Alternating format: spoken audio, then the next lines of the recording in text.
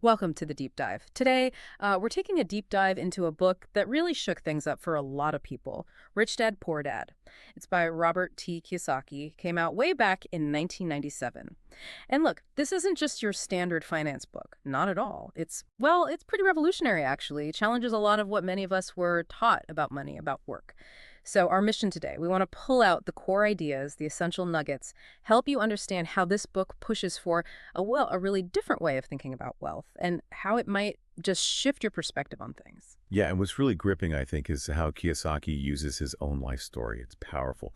He contrasts the advice he got from two really key figures. There's his poor dad, that's his biological father, highly educated, but financially struggles sometimes. And then there's his rich dad, that was his best friend's father, Hmm. an entrepreneur, much more successful financially. And this contrast, this duality, it's not just a story. It's central to the entire message of the book. Okay, yeah, let's get into that. This whole idea of the two dads Wow. and their very different philosophies. So on one side, you've got the poor dad. His advice was, and I'm quoting the source here basically, study hard, get a good job. The classic advice, the Yep. safe route many of us heard. Exactly, the traditional path. Like it. But then the rich dad comes in with something completely different. His philosophy was more like, learn how to make money work for you Hmm. and use jobs. Use them for the experience you gain, not just the paycheck, not just for security. Right. That immediately throws up a big question, doesn't it? Which kind of thinking have you been mostly exposed to? It's a huge difference, a really fundamental shift in thinking, isn't it? Definitely. Because it's suggesting that, getting ahead isn't necessarily about climbing the academic ladder, getting more qualifications. It's something else. Yeah.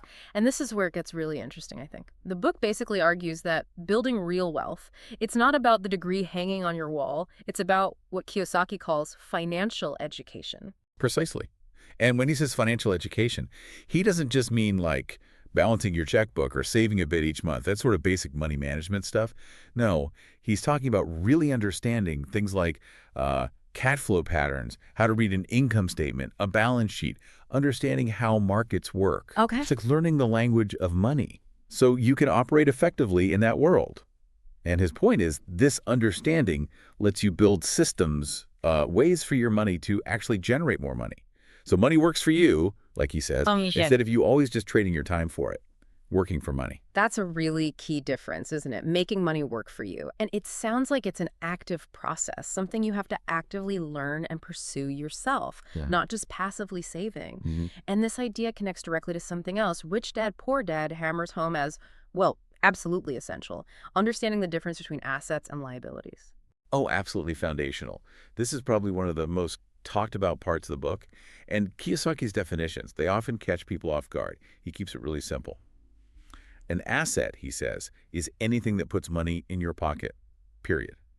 And a liability, anything that takes money out of your pocket. Okay, that sounds simple, but Well, think about it. By that definition, things we usually think of as assets, like, say, the house you live in. If it's mainly costing you money, mortgage, taxes, upkeep without generating income. Right. Kiyosaki argues it's actually behaving like a liability. wow. Okay. It's all about the direction of the cash flow. Is money flowing to you or away from you because of this thing? That's a bit of a mind bender. The idea is your own home might not be an asset in his terms. So if regular school doesn't often teach this kind of practical financial thinking, and these definitions are maybe a bit counterintuitive, why should you, the listener, really dig into this? Why care about these distinctions? Well, that's a really important question. I mean, what's the point? The sources we looked at often call Rich Dad, Poor Dad a must-read for a few key reasons. If you feel stuck in the rat race working just to pay bills, this offers a different perspective. If you want to truly grasp the difference between having a job and actually building a business or an investment portfolio, and crucially, if your goal is genuine financial independence, having real control over your money, not just earning a salary, Okay. it's really about shifting your mindset from being primarily a consumer or an employee towards becoming an investor and owner. Right. But we should also be fair here. Our sources do point out some criticism, some critical perspectives on the book. Some economists, for instance, they suggest that, well, maybe not all of Kiyosaki's tips are that realistic or practical for everyone's situation. That's a very valid point. It comes up a lot. Some critics say it lacks, specific step-by-step advice that fits different income levels or risk tolerances. Or maybe it oversimplifies complex things like real estate investing or market cycles. Yeah. Kiyosaki does lean heavily on real estate examples, which, let's face it, isn't feasible or desirable for everyone. Sure. However, what the sources also tend to agree on is where the book's real lasting value lies. It might not be in every single tactic or strategy he mentions.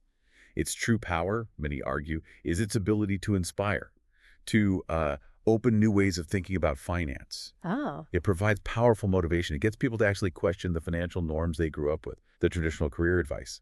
So it's more about sparking that initial shift in mindset, prompting that Yeah. critical thinking. Okay, so if we pull back, look at the big picture. What's the core takeaway here? At its heart, Rich Dad Poor Dad isn't just a how to get rich manual. It's framed more as a guide to sort of building yourself, building a life where your money works for you, so you're not just working constantly to survive or even just to be comfortable. Exactly right. It positions itself as more than just a financial book.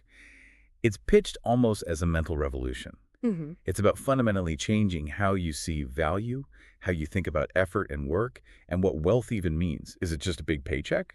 Or is it streams of income from assets? It's really a call for, independent financial thought. So for you listening, this deep dive, it's not just us talking about a book. It could be maybe the start of your own mental revolution. Might just prompt you to look at your own finances, your job, your spending through a completely new lens. Yeah, which leads to a really interesting question for you to think about after this.